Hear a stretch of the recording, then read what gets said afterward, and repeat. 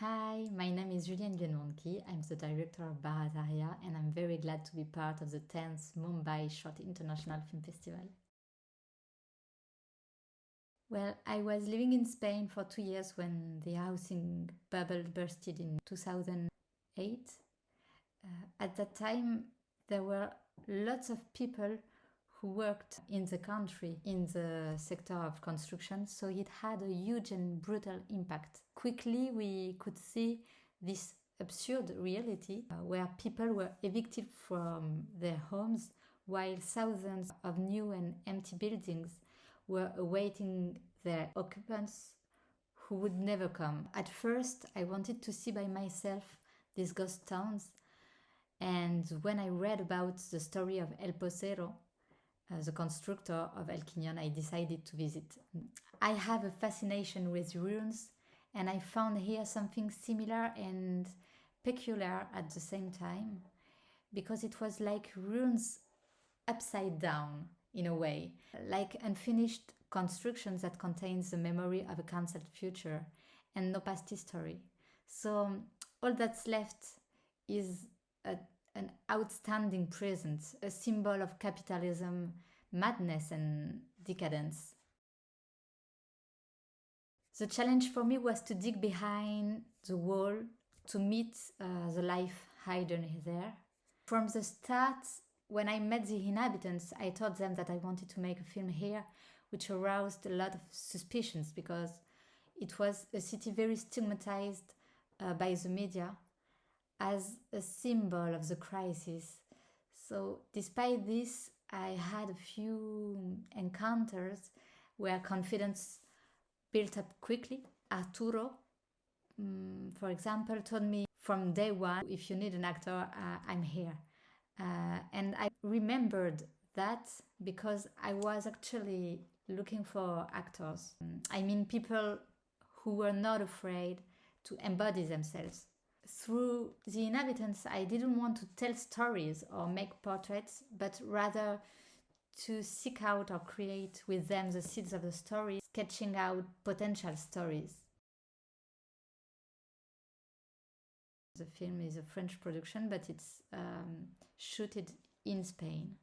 I started making this movie in 2015 without producers, with the help of a grant from LASCAM. Quickly, one of my former school friends, Louise and Jen, who became a producer, offered to produce it, lent me some equipment, and with the help of a friend making the sound, I was able to go do 3 scouting with my camera in El Quinion. In 2018, I started working as an artistic advisor with Jean-Marie GIGON, the producer of SaNoSi Production, who quickly wanted to co-produce this film. I was able to consolidate the writing of the project, then the CNC, National Center of Cinematography, the regions of Aquitaine and Centre-Val de Loire and the Pro-Cirep Angoa allowed me to do a 4th and final shoot with a professional team, to work with an excellent editor, Rodolphe Mola, and to finance the post-production of the film.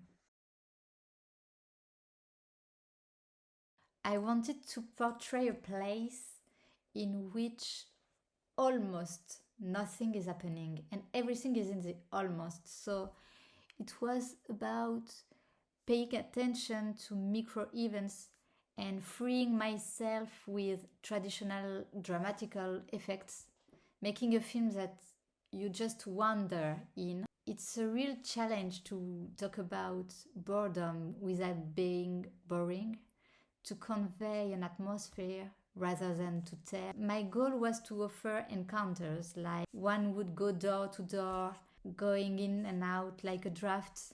And in the end, we will have been invited to share a certain number of small worlds, all unique. During the filming, there were countless odd and offbeat situations or discussions because this city stimulates absurdity.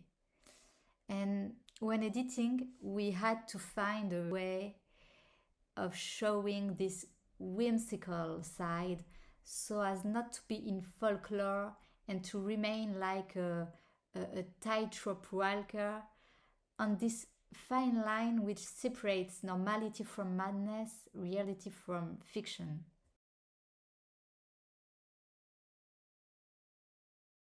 Initially, I wanted to place the city in a context of national elections that would resonate with the hopes and the disillusions of the inhabitants. The whole country was in a loop, paralyzed, just like the setting of El Quinion. The film has kept political conversations like those between Arturo and his sister, or Paco and his nephew, but the political parties in campaign have become backdrop, almost anachronistic in this post-apocalyptical setting. While I filmed over 4 years in different seasons, in editing we recreated a time that seemed to unfold over 3 days and 2 nights.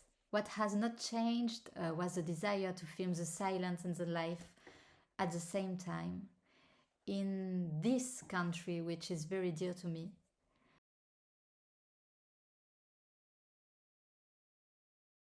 Above all, I hope that this film meets its audience at festivals, in short film programs, or on TV channels around the world. It's a film that refers to a reality widely shared today on all continents. And we can wonder what singularity can resist in these new cities, erected in haste, conceived in soulless functionality. It seems to be more urgent than ever to show lives, faces, ways of speaking, of being together, which make the diversity and the enchantment of the world in its most banal aspects. Well, if you want to contact me, you can find my email address here on the screen, and I wish you an excellent 10th editions of Mumbai Short International Festival full of exciting cinematographic discoveries.